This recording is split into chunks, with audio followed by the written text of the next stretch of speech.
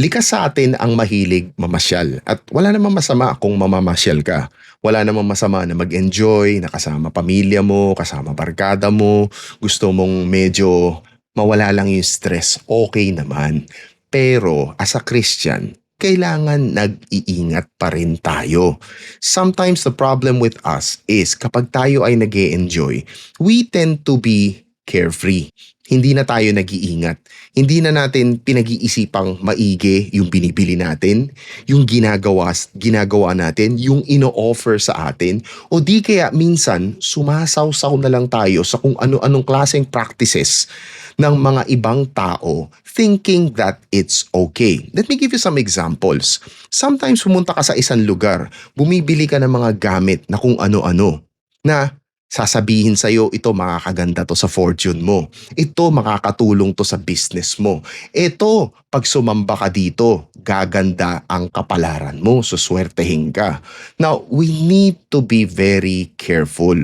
We are Christians first and foremost.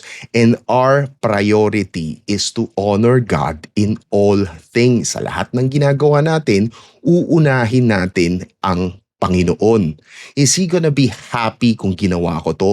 Or sasama ang loob niya? You have to remember that He tells us many times in the Bible that He is a jealous God. You have to remember that. No? Hindi porket kakaiba. No? It's fascinating. Kailangan kong patulan.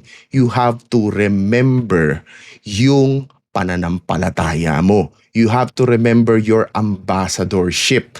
God has already freed you from these things. You don't want to be subject again to the yoke of this kind of slavery. There's so many places in the Bible na sinasabi sa atin, mag-iingat tayo.